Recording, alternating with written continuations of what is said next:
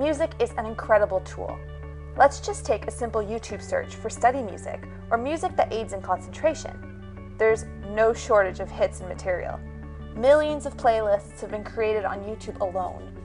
Music is great for us as human beings and is a helpful tool for the ELA classroom, as well as for L2 learners. Let's take a look at some of the ways music impacts our brain in this video by Life Noggin. This is your brain on music. Music is a beautifully engaging experience. You listen to it to relax, get pumped for a workout, or maybe even create your own. La la la la.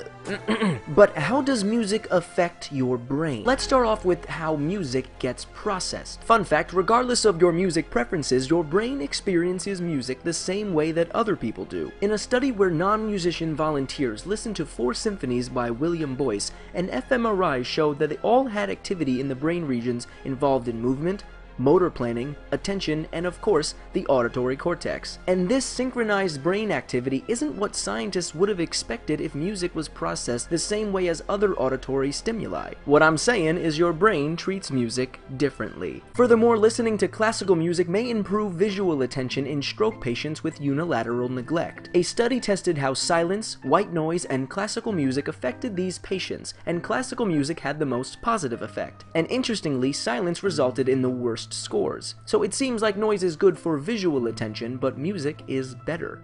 And lastly, did you know that playing a musical instrument can make you smarter? A study from 2008 showed that children who had at least 3 years of instrumental music training performed better than their non-musical counterparts on a variety of tests. The researchers think that this is because decoding written music might increase reading ability and visual pattern recognition. So for those of you who have given up on learning an instrument, you may want to reconsider.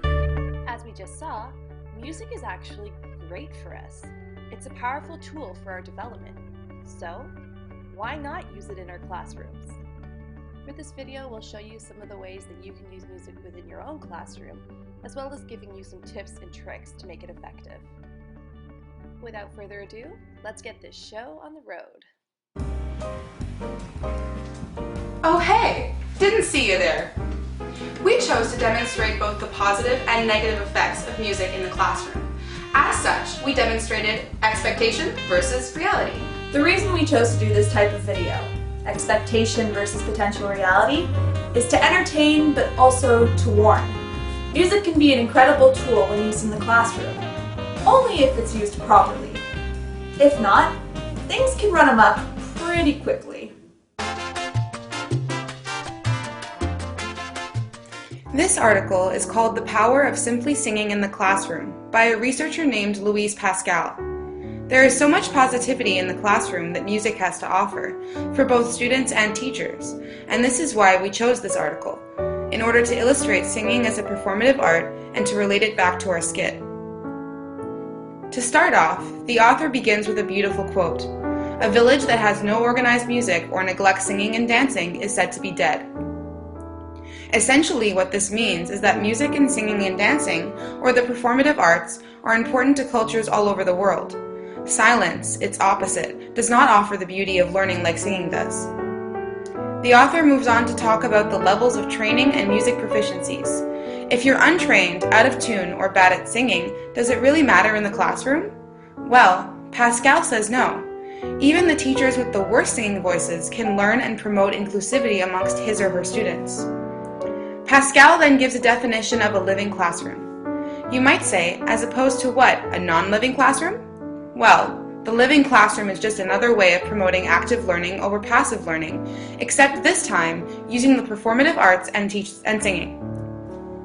Ultimately, the author says it's all about participation, not talent. This is important to realize because once you recognize that singing talent is just a plus and does not have to be the end-all be-all of importance in the classroom, your teaching strategy becomes fortified. Pascal talks about the positive effects for students who feel at a loss in the classroom or feel as if they haven't gained anything through lecture and discussion. She gives examples and shows some quotes from individuals who have expressed their gratitude towards teachers who have allowed them to open up more, to sing in order to benefit from learning. In addition, Pascal notes that singing affects us emotionally, physically, and spiritually. If you think about it, these same effects are present when you listen to music that you like or that relates to you. Depending on the song, it promotes different emotions. Singing, as a performative art in the classroom, can thus activate emotions that otherwise would not be activated. Music, therefore, promotes discovery, objectively and subjectively. Pascal briefly discusses singing and its influence on the brain. In essence, the brain has 4 lobes: parietal, temporal, frontal, and occipital. With that said, the temporal lobe is a site for audition, or hearing rather, and memory. This area of the brain is integral to one's music capacity and learning. The author also explains that singing provides stronger connections across the 2 hemispheres of the brain. Psychologically speaking, this reinforces Hebb's law that neurons that fire together wire together. In any case, music encourages a focus on literacy and language, and in singing, one can build up self-confidence. With regard to the article's relationship to our performative arts skit, this illustrates the importance of a teacher's interpersonal and strong relationship with his or her students. The article discusses the pros of singing in groups and positive reactions.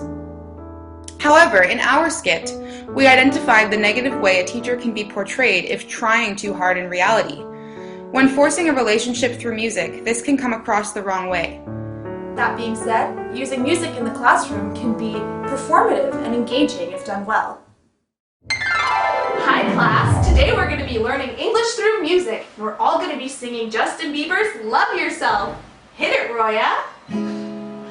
My mama don't like you and she likes everyone. And I never liked to admit that I was wrong. And I've been so caught up in my job, didn't see what's going on. Well, now I know I'm better sleeping on my own. 'Cause if you like the way you look that much, oh baby, you should go and love yourself. And if you think that I'm still holding on to something, you should go and love yourself. It is important to connect with our students in a way that is relevant to them, but not embarrassing. Whoa, oh, whoa, oh, whoa. Love broke my heart for the first time, and I was like, baby, baby, baby, oh, baby, baby. We have to be careful not to choose songs that might seem outdated or, well, lame. Choosing artists that are current and popular is a great way to get your students engaged. Do your research.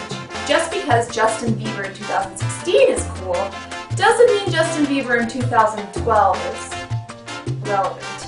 Keep in mind that performing as a teacher can reduce misbehavior and increase comprehension. We recommend reading books like Acting Lessons for Teachers, which outline some of the great techniques for performative pedagogy.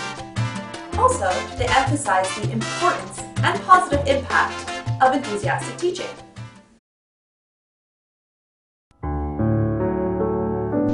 In Tim Murphy's article, English Through Music, he covers a variety of methods to engage second language learners of English. The focus was on lyrical analysis. Students would look up the lyrics and follow along with the song. Ideally, they would write a response, or work on a project related to it, or something to that effect. The idea here is to get students to engage with the language in a way that is interesting to them and relevant to their lives. Murphy writes, the English for Special Purposes class for adolescents involves learning to cope with their blossoming emotions and identities, of which music plays an important associated role. As aspiring high school teachers, I think that this is key for us to understand. High school is when you first start to get a sense of yourself, of who you are, of what your interests are, etc. They're not interested in learning the grammatical intricacies of the English language. They're interested in expressing and understanding how they feel. If we can tap into that, then we can really teach them something. And we think that music is the perfect medium through which to do this. The objective of any language class is to learn how to communicate effectively. As Murphy mentions, effective natural communication does not exist without relevant information being exchanged. So why is it that we try to teach English, or a language at all, in a vacuum? Once again, quoting Murphy, the point is that students do something with the language, and that teachers try to use the students' environment and interests. The essence of language teaching is providing conditions for language learning, using the motivation which exists. Lyrical analysis has potential to engage students in a fun and exciting way because it can be relevant to their lives. As teachers, we ideally want students to want to learn of their own volition. If we take music into the classroom that they identify with, then they will be motivated to learn, to share, and above all, communicate on their own, which we've already established is the goal of any language course. This can go awry as well. While this is a fun activity, it is important to keep in mind that certain songs may not be suitable, appropriate, or even relevant to the classroom. So, choose wisely. As teachers, if we're using lyrical music analysis in our classroom, it must be relevant to the curriculum and to our students' lives. Using music and lyrics is a helpful tool, not only to motivate students within the ELA classroom for things like poetry and creativity, but also for L2 acquisition. Alright class, so I want you to take out your phones, look up the lyrics of the song, and I want you guys to follow along and really think about how these lyrics are impactful.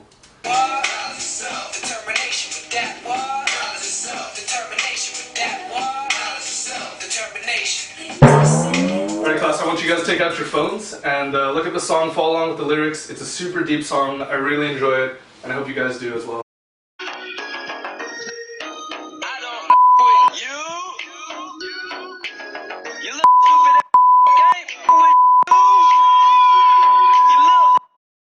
Studies have shown that using rap music or other types of music that are culturally relevant to students can help them in learning a new language. In a study done in Hong Kong by Christina Higgins, students from working class families collaborated artistically and creatively to create rap songs in English. This had a positive effect on language acquisition, as it helped the students in identifying themselves as not only capable learners, but also as artists who are using their voices to connect with others.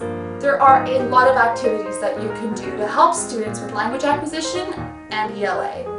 Some of these can be having the students listen to music while following along on a lyric sheet, or having a lyric sheet that has blanks in it, whereby the students can fill in the blanks with nouns, pronouns, and verbs. In all cases, make sure that the lyrics are clear and appropriate.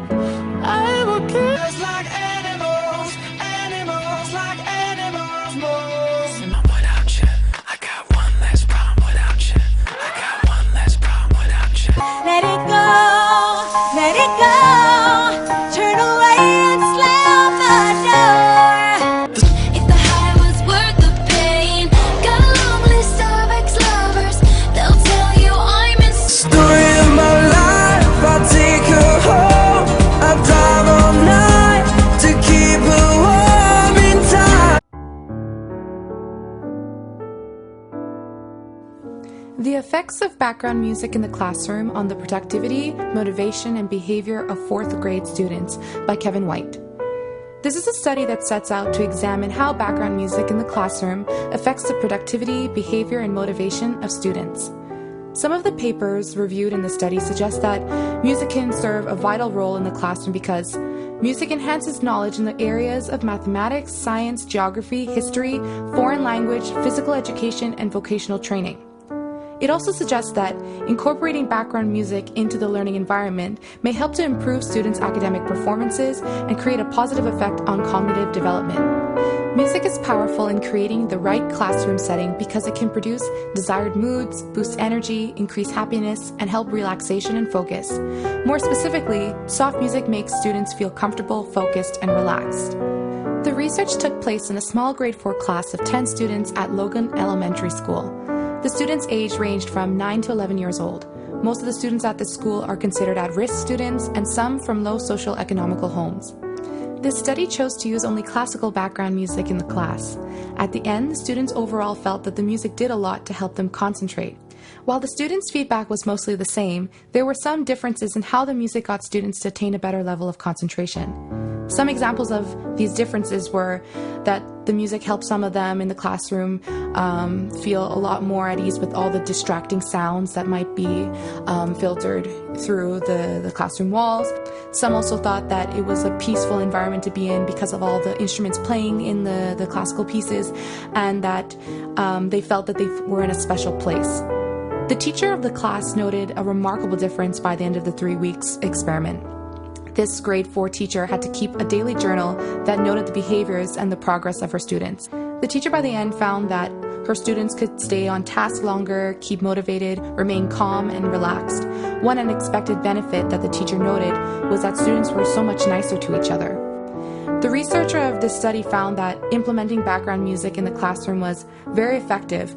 The classroom teacher was very pleased with the results. Each student improved their behavior, motivation to learn, and their ability to stay on task. In addition to the experiment, other teachers who currently use background music in their classroom or did so in the past were asked to do a survey. The survey results show that most teachers had a similar feeling towards the effects of background music in the classroom. The general belief is that music can be a very useful tool in getting students to concentrate and produce positive behaviors.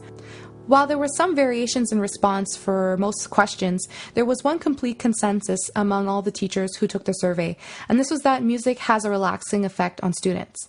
While the study did not focus on if background music helped with test scores, classical background music proves to be a good starting point in setting a good classroom environment. All right, everybody. Today I would like us to do a reflection on what it must have felt like to be Julius Caesar. You can do your reflection in the form of a collage, or you can just mentally think about it for a while, meditate on it, whatever feels comfortable.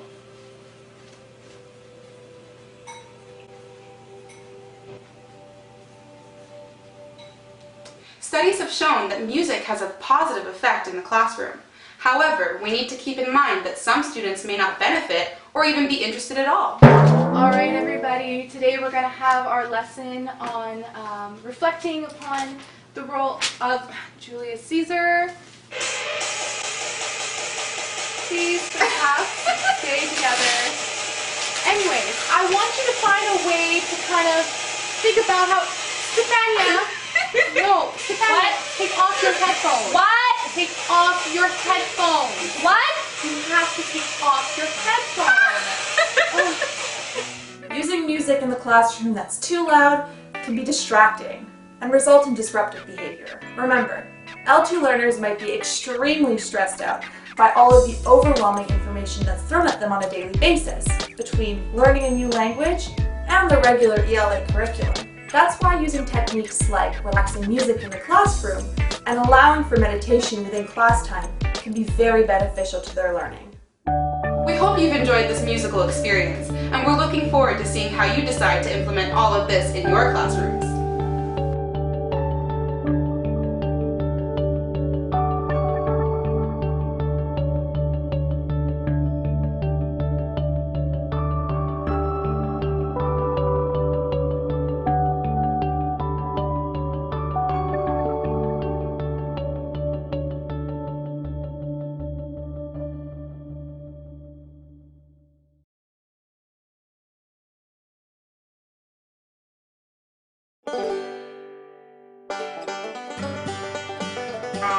Oh no! I'm really getting hives from how stressful this is, as well as...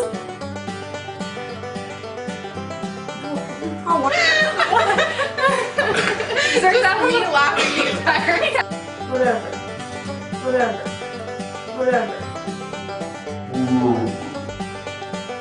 Let's see if we're gonna make it work.